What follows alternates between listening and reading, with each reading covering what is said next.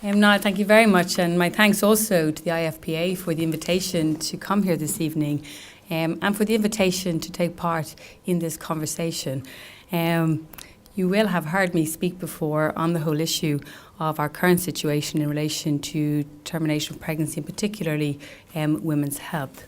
And as a medical profession and as a practitioner in the area of fetal and maternal medicine, we have many challenges faced for our patients that we see in our daily practice. And the three particular areas are the need for a woman to be dying, to avail of a termination of pregnancy.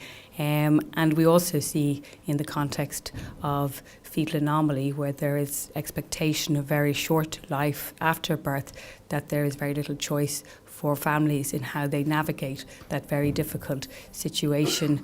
And we also saw the extension, I suppose, of the Eighth Amendment in terms of the dead woman who was effectively kept somatically alive so that we could incubate a fetus. And these are all things that have happened. This case happened in our country very recently. And so we see the challenges that are there for women who are ill and who have particular requirements. And my difficulty is that clinical decision making is distorted by our current constitution, and at the same time our constitution protects women who travel outside of our country in a reasonable irony to obtain termination of pregnancy. And we know that Irish women travel every day from our country to obtain termination of pregnancy, even in the most difficult of circumstances where their health or their baby's health is deeply affected.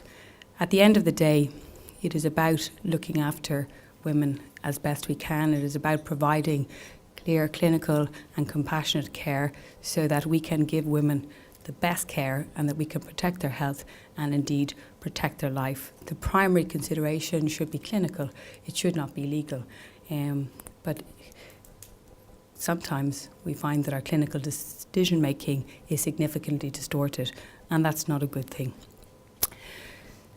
I don't know what will happen if an amendment was put to the people. I don't know what the outcome of that would be, but I think it's very wise for us to consider what would happen if the Eighth Amendment was repealed and how would we navigate the challenges that come. There is no law that's going to take away clinical complexity or the complexity of our lives or the difficult decisions that face women in all of their unique and different circumstances. Sometimes I think Ireland would love if life was black and white, but it isn't. And we meet so many women in such difficult circumstance. And at the end of the day, the best we can do is endeavour to provide them with the best possible care that will keep them body and soul together in a compassionate way. And I'm not sure at the moment we're always able to discharge that duty to women and children in our country. So I'm delighted this evening that we're going to have a conversation on what Ireland would look like if the Eighth Amendment was repealed and how we would navigate that.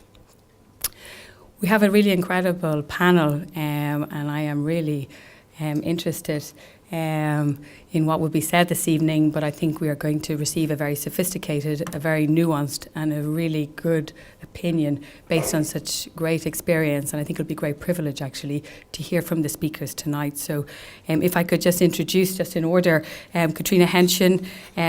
Katrina, known to me from the IFPA, but an experienced professional, and she's worked as medical director of the IFPA over 8 years, and she heads up the IFPA's post-abortion services and obviously has extensive experience of women's need, indeed, and women's experience in this context. Just next, we have Professor Emeritus Sir Sabrat Arulkumaran.